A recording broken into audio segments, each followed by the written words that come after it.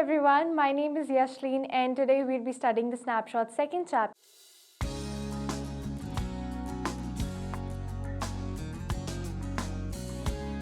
which is the address. So this story is about human predicament that follows war. It talks about the visit of the narrator to Holland after the war to search her mother's belongings after the war. अब यहाँ पे वो बताते हैं narrator कि वो अपनी mother की बिलोंगिंग्स लेने के लिए जाते हैं हॉलैंड में वापस, जहाँ पे वो पहले रहते थे। और वो कब जाते हैं? वॉर के बाद। अब यहाँ पे वॉर का मेंशन किया गया। ये कौन सी वॉर है? ये वॉर थी हिटलर के टाइम पे, जब नाजीज़ और ज्यूज़ के बीच में वॉर थी। और जो ज्यूज़ थे उन्हें कंसंट्रेशन कैंप्स में भेजा जाता था। अब कंसंट्रेशन कैंप्स क्या थी? Concentration camps was the place where the Jews were tortured and they were treated very badly. अब वहाँ पे कंसंट्रेशन कैंप्स पे जाने के बाद बहुत कम ऐसे लोग थे जो सरवाइव कर पाते थे और वापस आ पाते थे। जो नरेटर है वो उनमें से एक ऐसे है जो वहाँ से वापस आ सके थे, लेकिन सिर्फ और सिर्फ नरेटर वापस आ पाए थे, उनकी फैमिली नहीं आ पाई थी। So now we'll start with the first visit of the narrator at Mrs. Darling's place. Mrs. Darling वो women है जहाँ पे narrator जाती हैं अपनी mother की belongings लेने के लिए. The narrator goes to house number 46 Marconi Street and the narrator introduces herself as S daughter. Narrator जाती है house number 46 Marconi Street और वहाँ पे वो अपने आप को introduce करते हैं as S daughter. उनकी मदर जो थे वो मिसेस एस थे। अब वो जब वहाँ पे जाते हैं, first she rings the bell and then a woman comes out. जो वुमन थी वो थी मिसेस डार्लिंग। वो जैसे ही डोर पे आती हैं वो डोर को अच्छे से भी नहीं खोलती हैं और वो बिल्कुल भी वेलकम नहीं करती हैं नरेटर को।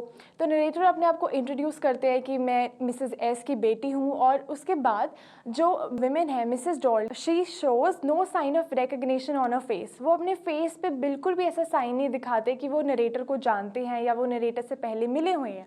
तो इसके बाद ये देखने के बाद नरेटर जो है वो उन्हें बताती है that I have come from a very long way just to meet you. तो ये सुन के जो विमेन है मिसेस डार्लिंग वो पूछती हैं okay so have you come back and I thought that no one has come back. तो वो कहती हैं कि मुझे लगा था कि कोई भी वापस नहीं आ पाएगा कंसंट्रेशन कैंप से, क्या तुम वापस आ गए हो? So in this reply the narrator says yes only I have come back not my family. जो नरेटर है वो कहते हैं कि सिर्फ और सिर्फ मैं आई हूँ, मेरी फैमिली नहीं आई है। अब ये सुन के जो मिसेस डार्लिंग है वो कोई रिकग्निशन नहीं दिखाती है और कोई रिस्पॉन्स नहीं देती हैं।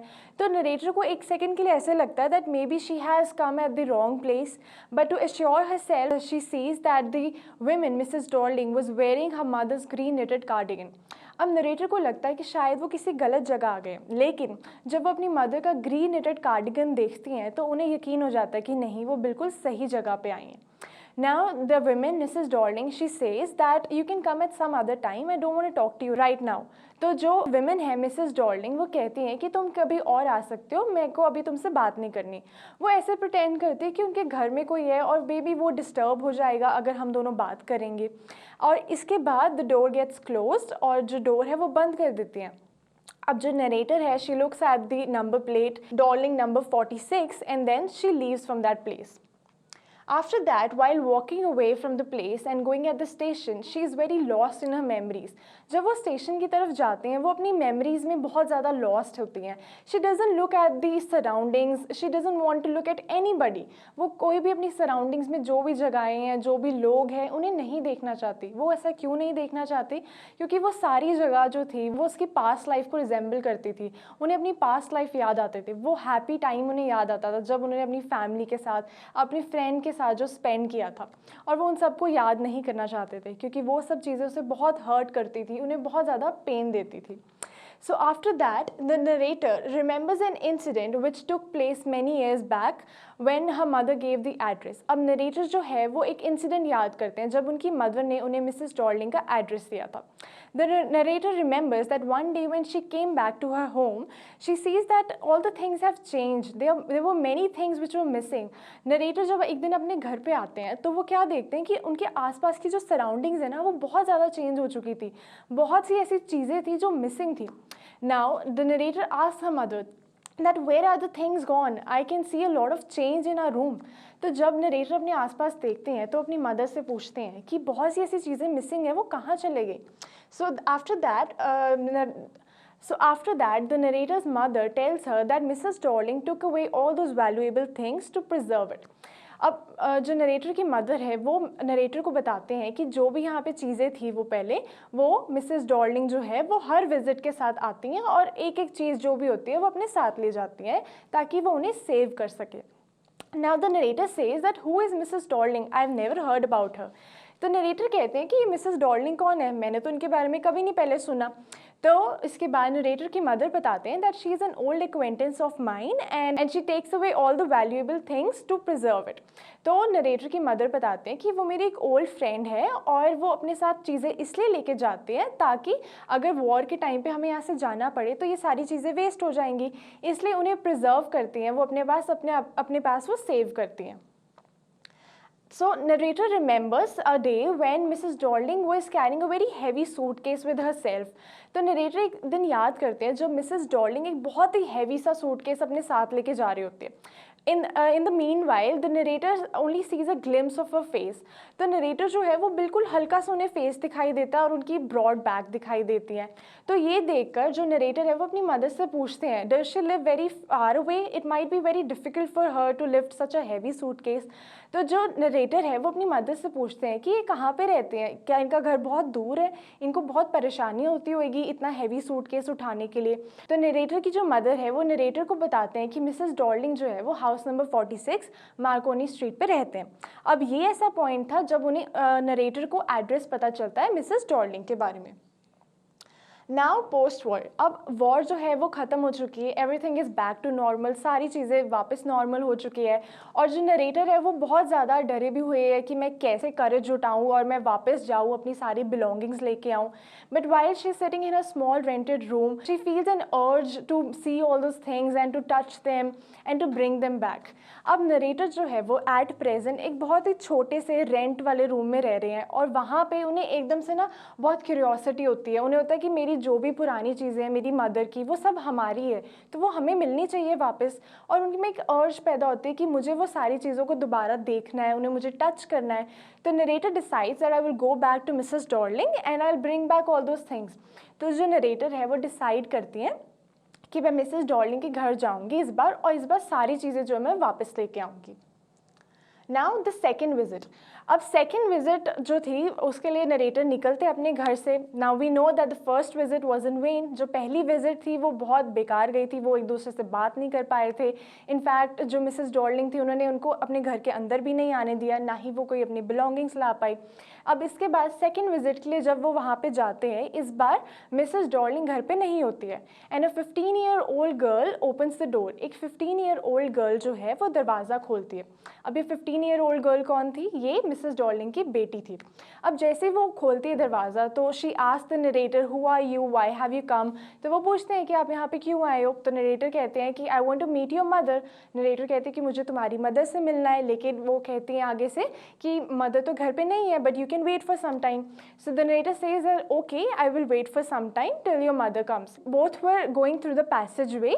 The narrator sees a lot of familiar things around her. जब वो घर के पैसेज वे से जा रहे होते हैं तब उन्हें अपने आसपास बहुत सारी फेमिलियर चीज़ें दिखती हैं. उन्हें क्या क्या दिखाई देता है, उन्हें एक ओल्ड फैशन कैंडल होल्डर दिखाई देता है. अब ये कैंडल होल्डर जो था ये नरेटर अपने पास जब उनके पास था वो कभी यूज़ नहीं करते थे. क्यों नहीं यूज़ करते थे, because it was very heavy and it was much heavier then a single candle stick. एक सिंगल कैंडल स्टिक जो होती है ना उससे भी कहीं ज़्यादा हैवी वो होल्डर था, इसलिए वो उसे कभी यूज़ ही नहीं करते थे.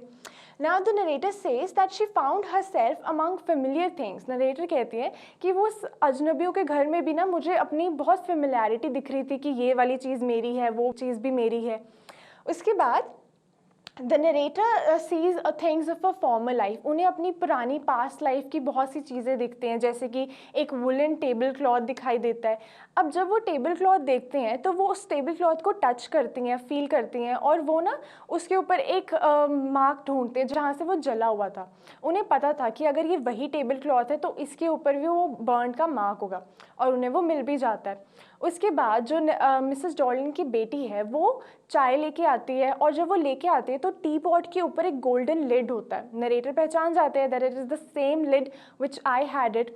After that the narrator sees all the spoons that were kept there. अब स्पून्स को देख के नरेटर को एक इंसिडेंट याद आता है। नरेटर याद करते हैं कि ये जो स्पून्स है ना, ये उनकी मदर ने एक दिन उन्हें कहा था पॉलिश करने को, और जब वो कहते हैं कि अच्छा स्पून्स को भी पॉलिश करना पड़ता है, और वो हंसने लग जाते हैं, मजाक उड़ाते हैं, तो नरेटर की मदर बताते हैं कि ये जो स्पून्स तुम देख रहे हो ना, ये सिल्वर के बने हुए हैं।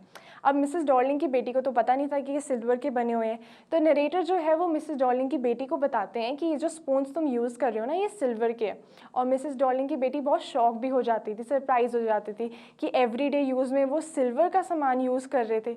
अब मिसेस डॉर्लिन की बेटी को तो पता नहीं था कि ये सारी चीज़ें जो है ये नरेटर की है, उन्हें तो यही लगता था कि ये सारी चीज़ें उनकी मदर खरीद के लाती हैं। After that, the narrator looks at the pewter plates and all the things. अब narrator जो है वो सारी चीज़ें जो भी वो देखते हैं वो उनको पता होता है ये सारी मेरी है। जो मिसेस डॉर्लिन की बेटी है उनका बिना पॉइंट आउट करे ही उन्हें पता था कि ये चीज़ें कहाँ पे पड़ी हुई है या फिर ये किन चीज़ों के बारे में बात कर रहे हैं। After looking at all the things, the narrator realizes that all the things have lost their value and all these things very strange in these strange surroundings. जो नरेटर है वो कहते हैं कि ये सारी चीज़ें जो है ना अब इनकी वैल्यू नहीं रही है, ये सारी चीज़ें जो है ये अपनी वैल्यू खो चुकी हैं, ये इतनी स्ट्रेंज लग रही थी। नो डाउट ये सारी चीज़ें मेरी हैं, लेकिन फिर भी मुझे एक कनेक्ट फील नहीं हो पा रहा था जो मुझे कनेक्ट पहले फील होता था जब मैं ये सारी चीज़ें मेरे पास होती थी। So the narrator tells Mrs. Darling daughter that I am leaving, it's my time to leave. तो वो नरेटर जो है वो मिसेस डॉर्लिन की बेटी को कहते हैं कि अब मेरा टाइम आ चुका है, मुझे जाना है, मुझे अपनी ट्रेन पकड़नी है। उसके बाद मिसेस डॉर्लिन की जो डॉटर है वो कहते हैं why don't you want to meet my mother. तो वो कहते हैं कि तुम्हें मेरी मदर से नहीं मिलना। तो नरेटर जो है वो कहते हैं कि no, I have to leave. After that, the narrator leaves from that place and she decides to move on and she also decides to forget the address. अब जो नरेटर है वो डिसाइड करते हैं कि जो पुराना एड्रेस था मिसेस डॉर्लिन का, मैं उसे भूल जाऊंगी। वो ऐसा क्यों सोचते हैं? क्योंकि उन्हें पता है कि उस एड्रेस पे उनकी वो सारी पुरानी चीज़ें हैं जो उन्हें अपनी पास्ट लाइफ को याद दिलवाती थी। वो अपनी पास्ट लाइफ को भूलना चाहते हैं और एक पॉजिटिव आउटलुक के साथ आगे बढ़ना चाहते हैं अपनी लाइफ में। तो इस पूरी स्टोरी में दो थीम्स थी। पहली थीम थी हार्डशिप्स ऑफ वॉर और दूसरी थीम थी positive outlook in life. Hardships of war क्यों? क्योंकि वॉर की वजह से ही नरेटर ने अपनी फैमिली लूज़ करी, अपने फ्रेंड्स लूज़ करे, जहाँ पे वो रहते थे उस प्लेस को खो दिया उन्होंने, वहाँ से उन्हें जाना पड़ा और उन्हें कंसंट्रेशन कैंप्स में जाना पड़ा जहाँ पे उन्हें इतनी ज़्यादा हार्डशिप्स फेस करनी पड़ी। और पॉजिटिव आउटलुक क्यों? क्योंकि नरेटर ने वो अपना सारा जो भी हार्डशिप्स थी उन्हें भूल कर एक नई बिगिनिंग ली अपनी लाइफ में एक पॉजिटिव आउटलुक के साथ और आगे बढ़ने की सोची।